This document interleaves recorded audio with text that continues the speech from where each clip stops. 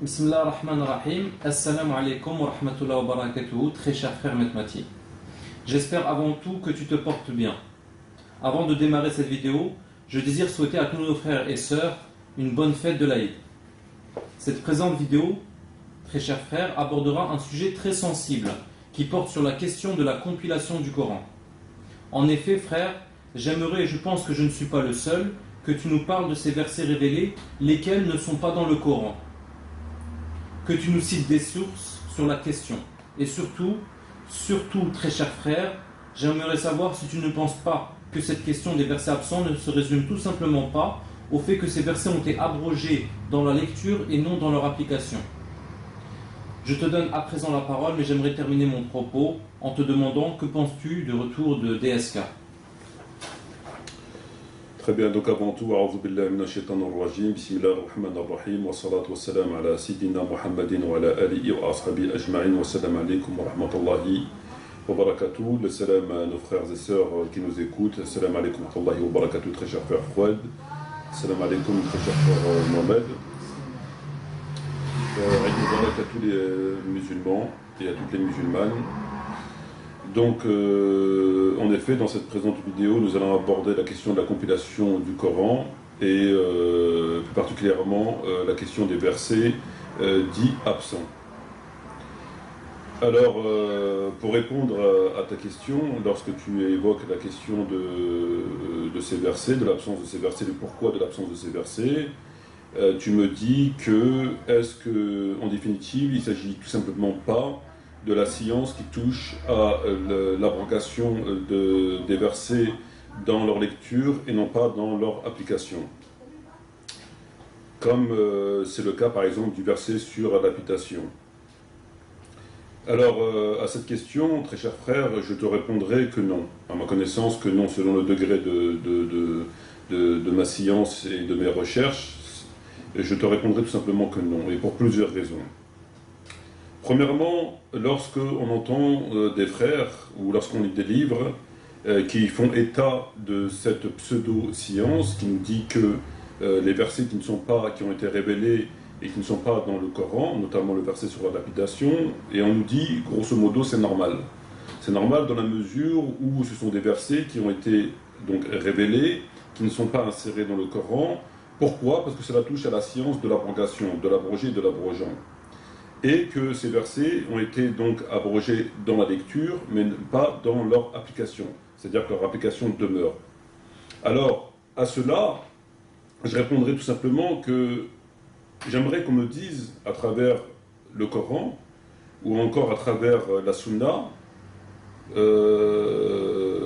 quels sont les hadiths ou les versets qui nous évoquent, qui nous parlent de cette science de l'abrogation dans la lecture et non pas dans l'application. Est-ce que le prophète Mohammed a évoqué cette science? À ma connaissance, ça n'existe pas. Il n'y a aucun hadith qui évoque cette pseudo-science qui veut nous faire croire qu'il est normal que certains versets ne soient pas dans le Coran puisqu'ils ont été abrogés dans leur lecture et non pas dans l'application, que le prophète aurait éventuellement évoqué. Ça n'existe pas. Déjà pour commencer, au niveau de la Sunna, ça n'existe pas. Donc ça n'a aucun fondement, à ma connaissance, et à mon niveau d'étude, dans la Sunna. Ça n'a aucun fondement. Ce qui paraît déjà, dans un premier temps, extrêmement étrange. Premier point. Deuxième des points, nous allons relever un certain nombre d'incohérences qui vont démontrer très rapidement que cela est faux.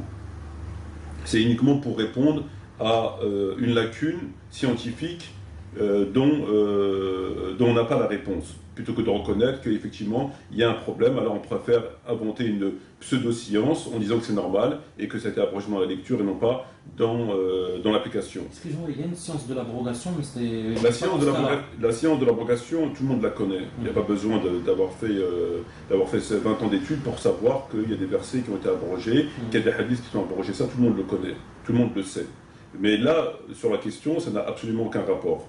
Premier point, déjà, nous noterons de façon tout à fait évidente qu'il n'y a aucun hadith qui parle de cette science, entre guillemets science, qui est étrange. Deuxième des points, qu'est-ce que ça veut dire abroger dans la lecture et non pas dans l'application? Cela sous-entendrait qu'à l'époque du prophète Mohammed, il y a des versets que le prophète et les compagnons ne lisaient plus. Ils ont été abrogés dans la lecture. Donc on ne les lit plus. Est-ce que cela est possible? Qu'à l'époque du prophète, certains versets révélés n'étaient plus lus. S'ils en ont connaissance, ils sont obligés de les lire. Donc c'est une discrimination vis-à-vis des versets, ce qui est tout à fait impossible. Il est impossible que des versets qui ont été révélés au prophète n'étaient plus lus, étaient écartés de la lecture des musulmans de l'époque. On les écartait, on ne les lisait plus. On les a abrogés dans la lecture. C'est impossible. Troisième des points, il faut savoir que lorsque des versets sont révélés au prophète Mohammed, ils ne sont jamais révélés par unité. Il n'y a jamais un verset qui est révélé.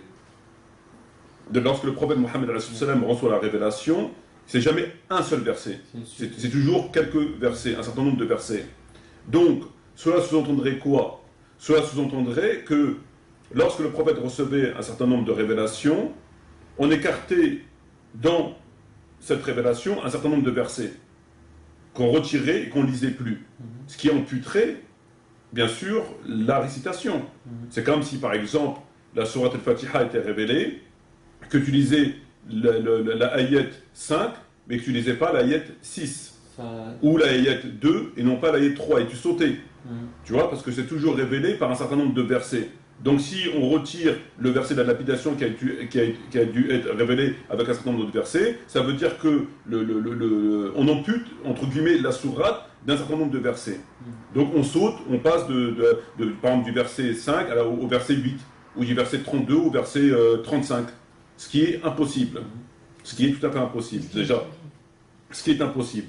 Donc, pour résumer, il n'y a aucune science qui évoque cette question de l'abrogation dans la lecture et non pas dans l'abrogé dans la pratique, premier point, ce qui est pas normal. Deuxième point, c'est qu'il y aurait une discrimination au niveau des versets, que le prophète aurait eu une révélation, mais qu'un certain nombre de versets étaient écartés, qu'on avait décidé de ne plus les lire, on ne sait pas pourquoi, donc on les lit plus, on les met de côté, et puis c'est ce qui est complètement insensé, ce qui est complètement débile.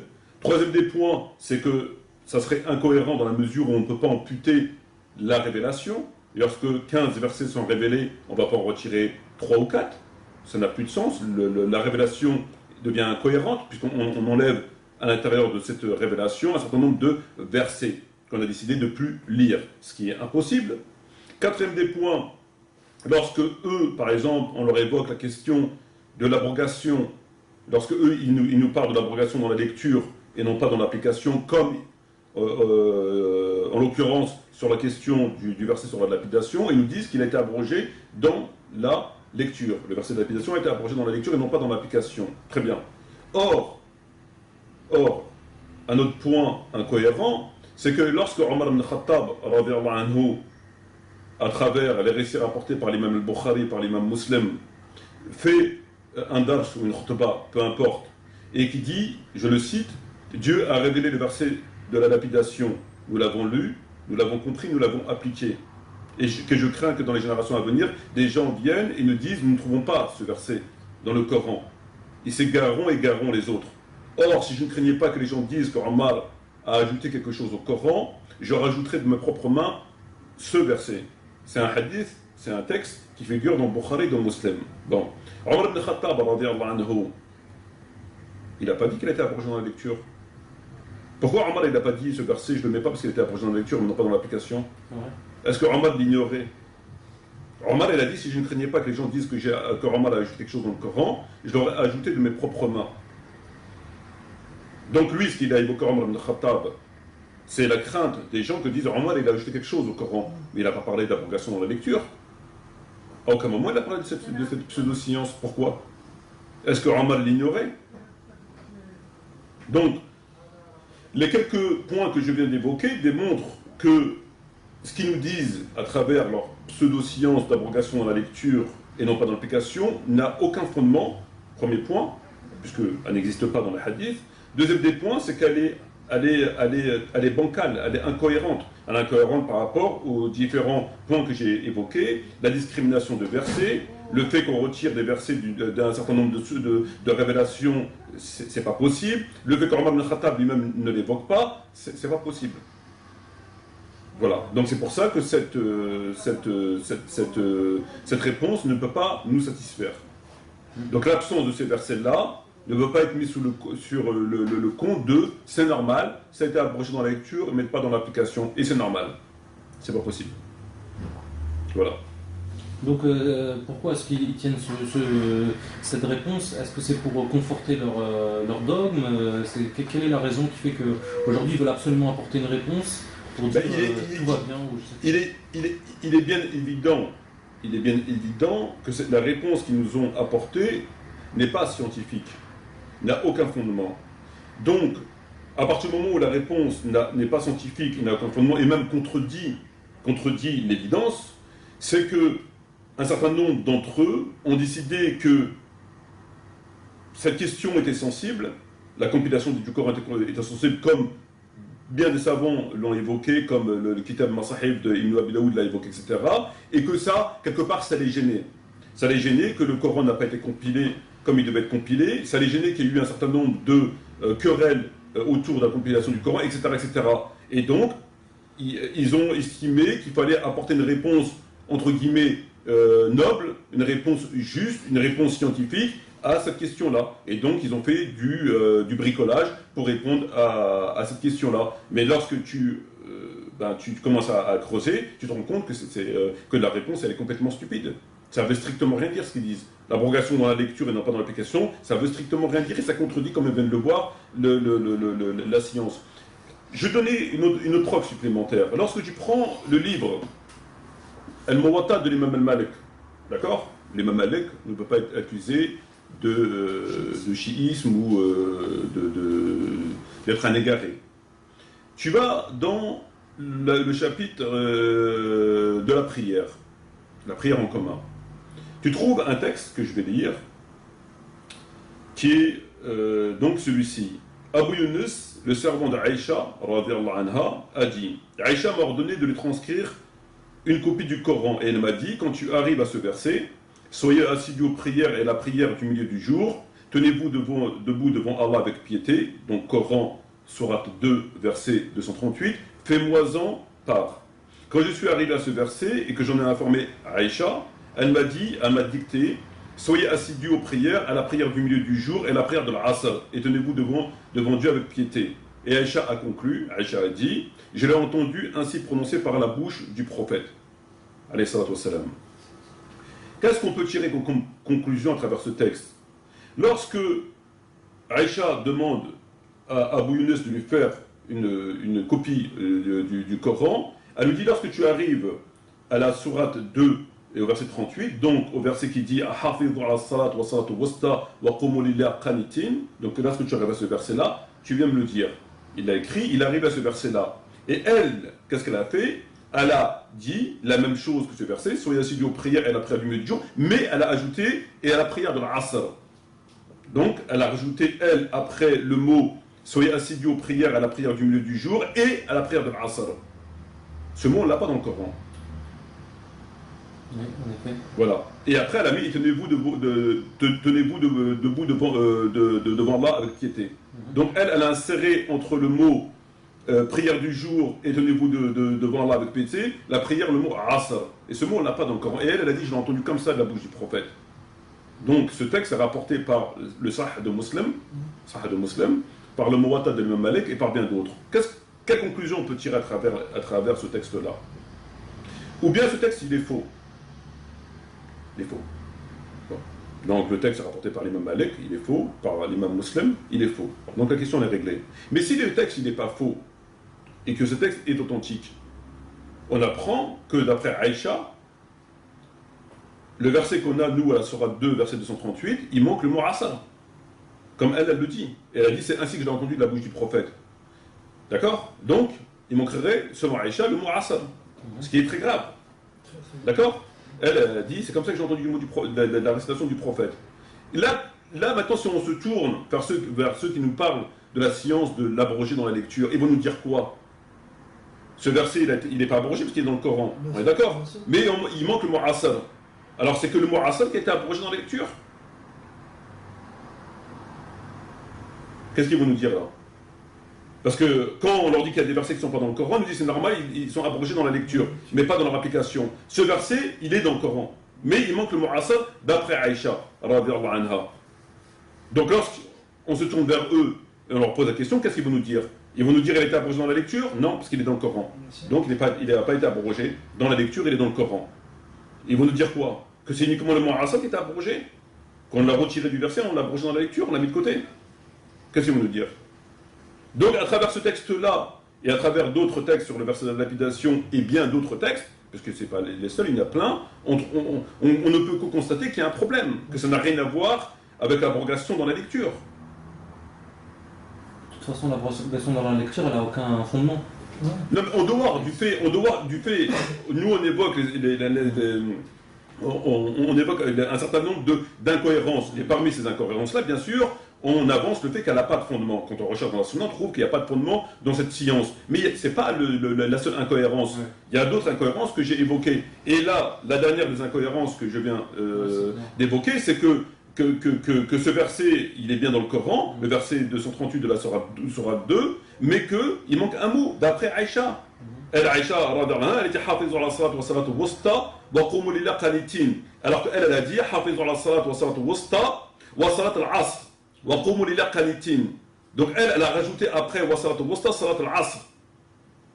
Et ce mot wa salat al-asr, avant le mot salat wusta et après wa qumu lillahi qanitin, n'est pas dans le Coran.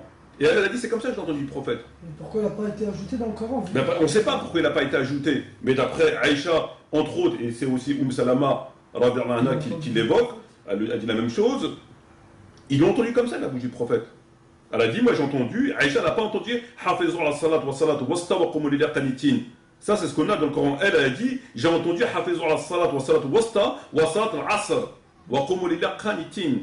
Donc elle a dit, j'ai entendu le mot wa salat al-asr, qui n'est pas dans le Coran. Et ça, c'est un texte qui est rapporté par le Muwatta de l'imam Malik, qui est rapporté dans le Sahih Muslim, qui est rapporté dans le texte de Kitab Masahib de l'imam Ibn Abi Daoud. Donc là, maintenant, si on leur donne ça, et on leur dit, voilà, vous nous parlez de l'abrogation dans la lecture, c'est quoi le problème de ce verset maintenant? Il n'est pas abrogé dans la lecture, puisqu'il est dans le Coran. Ok, très bien. Mais il manque le mot asar. Est-ce que le texte rapporté par l'imam Malik est faux, ce qui est très grave, ce qui voudrait dire que l'imam Malik a avalisé et a propagé quelque chose qui met le doute dans la compilation du Coran, parce que c'est lui le responsable, parce que c'est lui qui le met dans son livre. Donc s'il le met dans son livre, c'est qu'il estime qu'il est authentique. Pour lui, si c'était une hérésie, il dit non, c'est n'importe quoi, il ne le met pas dans son livre. Il ne mettrait pas tout et n'importe quoi, d'accord? Donc s'il le met dans son livre, c'est qu'il estime que c'est vrai. On est bien d'accord. Sahih Muslim, c'est soi-disant 100% authentique. Il est bien dans le Sahih Muslim. Donc on ne peut que se rendre, entre guillemets, à l'évidence, selon leur soi-disant science qui fait que Malik, il est fiable, que Sahih Muslim, c'est authentique, etc., pour dire, bon ben, ce texte, il est vrai. Ce hadith, il est vrai. Donc, il est où le mu'asar? Voilà. Donc, tous les points que j'ai évoqués démontrent de façon tout à fait claire qu'il y a leur pseudo-argument sur l'abrogation dans la lecture, mais non pas dans l'application, est faux. Voilà. Il reste très peu de temps, je crois qu'il reste 1 minute. Je vais essayer de te répondre à la question sur DSK, Inch'Allah. Sur DSK, moi je dis que le pointeur est de retour. Le pointeur est de retour et que cela prouve deux choses. Cela prouve que le peuple français est arrivé à un niveau lamentable, un niveau extrêmement... c'est regrettable que le peuple français accepte une fierté, une dignité. Et que les sionistes ont vraiment la main mise sur le gouvernement français. Voilà. Sur ce, shukran jaziran. Wassalamu alaikum wa rahmatullahi wa barakatuh. J'espère à la prochaine pour une prochaine vidéo, Inch'Allah. Merci de votre attention. Wassalamu alaikum. Assalamu alaikum.